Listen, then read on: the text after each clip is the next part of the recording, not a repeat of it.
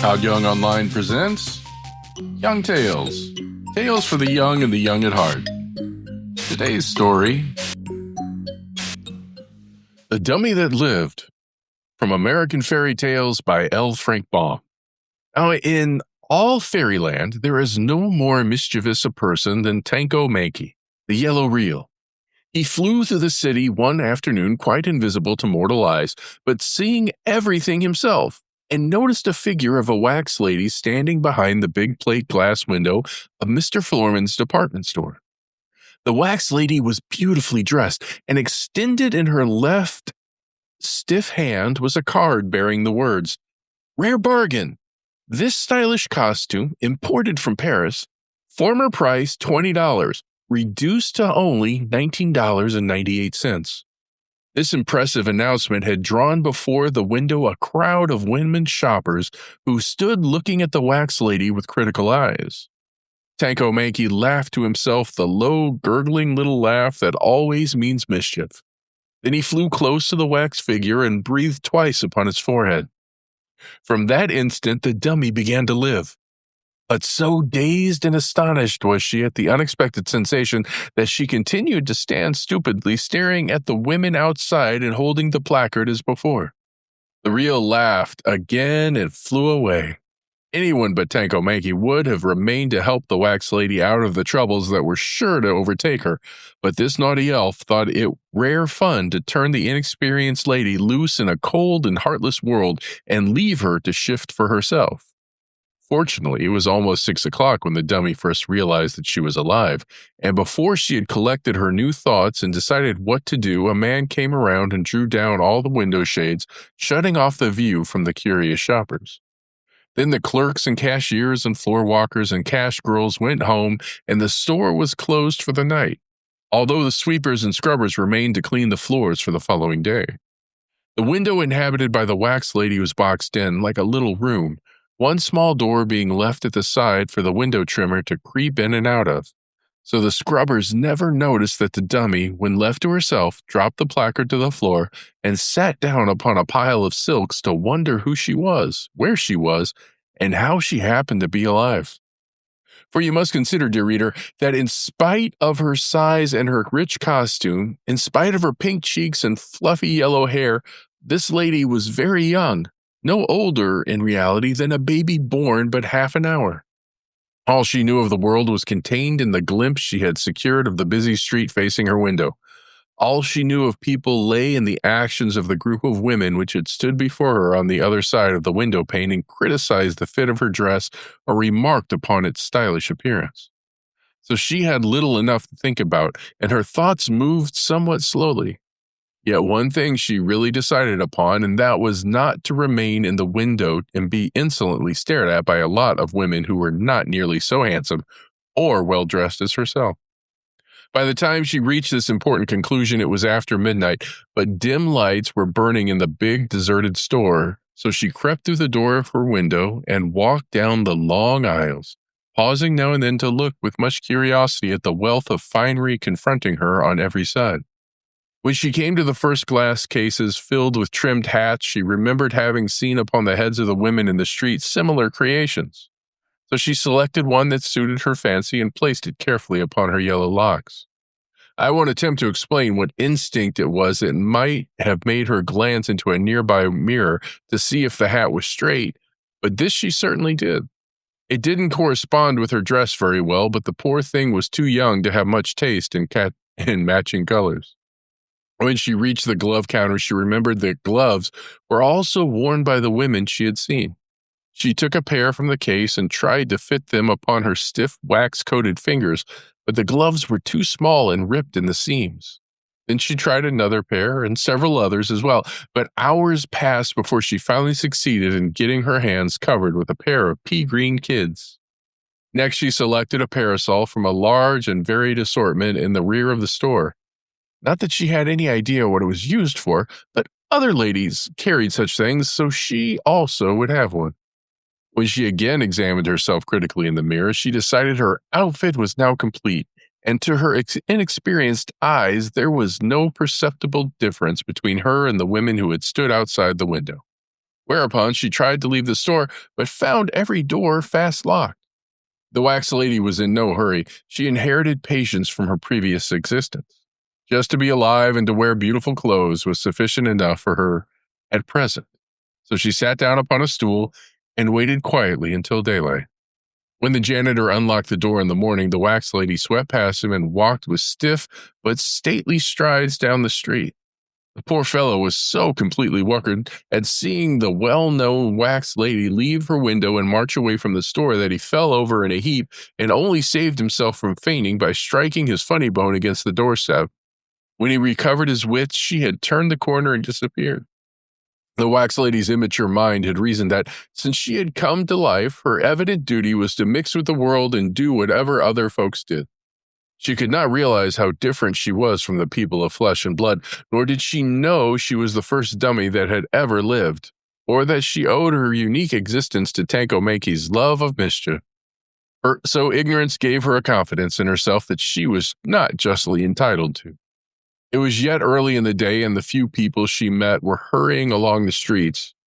Many of them turned into restaurants and eating houses, and following their example, the wax lady also entered one and sat down upon a stool before a lunch counter. "Coffee and rolls," said a shop girl on the next stool. "Coffee and rolls," repeated the dummy, and soon the waiter placed them before her. Of course, she had no appetite, as her constitution, being mostly wood, did not require food, but she watched the shop girl and saw her put the coffee into her mouth and drink it. Therefore, the wax lady did the same thing, and the next instant was surprised to feel the hot liquid trickling out between her wooden ribs. The coffee also blistered her wax lips, and so disagreeable was the experience that she arose and left the restaurant, paying no attention to the demands of the waiter for 20 cents, Mum. Not that she intended to defraud him, but the poor creature had no idea what he meant by 20 cents, Mum. As she came out, she met the window trimmer at Floorman's store. The man was rather nearsighted, but seeing something familiar in the lady's features, he politely raised his hat. The wax lady also raised her hat, thinking it was the proper thing to do, and the man hurried away with a horrified face. Then a woman touched her arm and said, "Beg pardon, ma'am, but there's a price mark hanging on your dress behind." "Yes, I know," replied the wax lady stiffly. "It was originally $20. But it's been reduced to $19.98. The woman looked surprised at such indifference and walked on. Some carriages were standing at the edge of the sidewalk, and seeing the dummy hesitate, a driver approached her and touched his cap. "Cab, ma'am?" he asked. "No," said she, misunderstanding him. "I'm Wax." "Oh!" he exclaimed and looked after her wonderingly. "Here's your morning paper," yelled a newsboy. "Mine, did you say?" she asked. "Sure, Chronicle, Enquirer, Public, Dispatch. What do you have?" "What are they for?" inquired the wax lady simply. "Why, to read, of course. All the news, you know." She shook her head and glanced at a paper. "It looks all speckled and mixed up," she said. "I'm afraid I can't read." "Ever been to school?" asked the boy, becoming interested. "No. What school?" she inquired. The boy gave her an indignant look. "Say," he cried, "you're just a dummy, that's what you are." And he ran away to seek a more promising customer. "I wonder that he means," thought the poor lady. "Am I really different in some way from all the others? I look like them, certainly, and I try to act like them, yet the boy called me a dummy and seemed to think I acted queerly." This idea worried her a little, but she walked on to the corner where she noticed a streetcar stopped to let some people on. The wax lady, still determined to do as others did, also boarded the car and sat down quietly in a corner.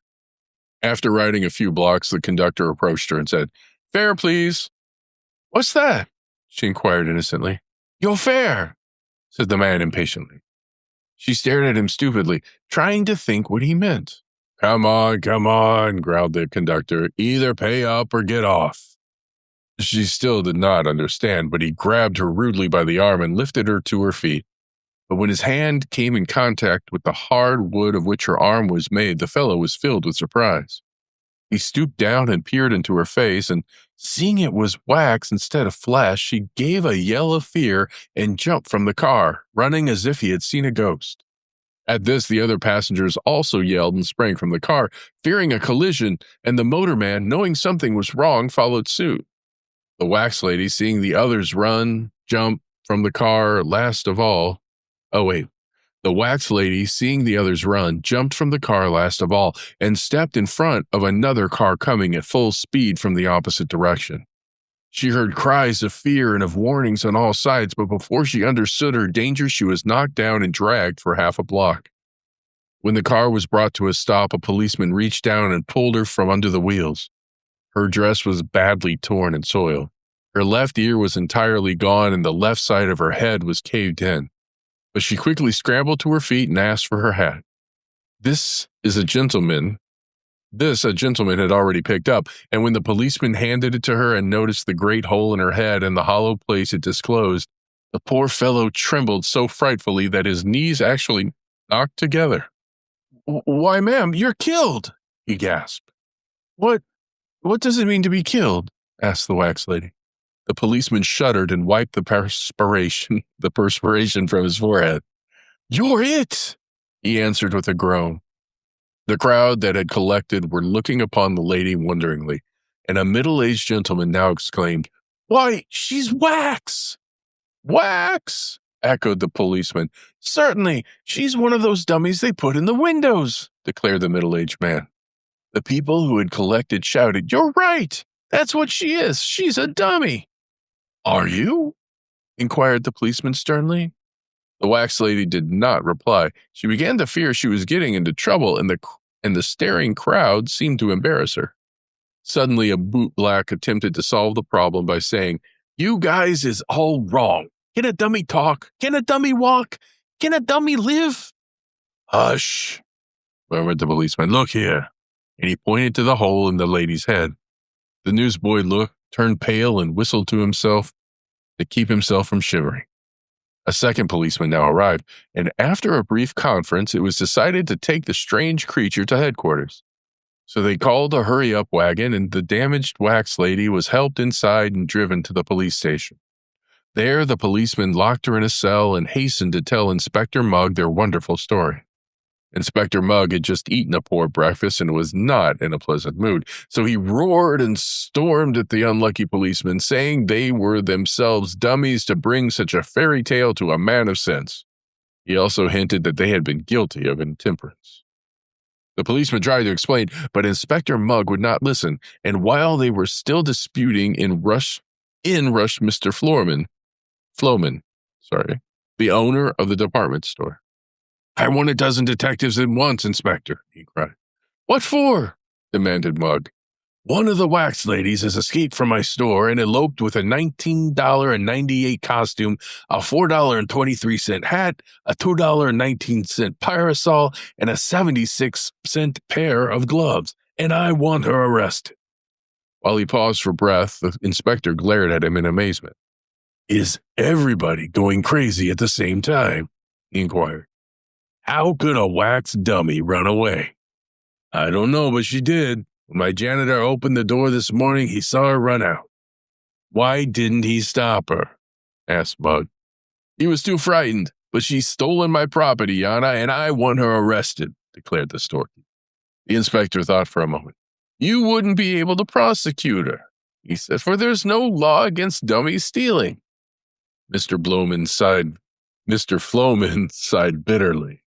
"Am I to lose that $19.98 costume and the $4.25 hat? And by no means," interrupted Inspector Mugg. "The police of this city are ever prompt to act in defense of our worthy citizens. We have already arrested the wax lady, and she is locked up in cell number 16. You may go there and recover your property if you wish. But before you prosecute her for stealing, you'd better hunt up a law that applies to dummies." "All I want," said Mr. Floman, "is that $19.98 costume and—" "Come along," interrupted the policeman. "I'll take you to the cell." But when they entered number 16, they found only a lifeless dummy lying prone upon the floor. Its wax was cracked and blistered, its head was badly damaged, and the bargain costume was dusty, soiled, and much bedraggled.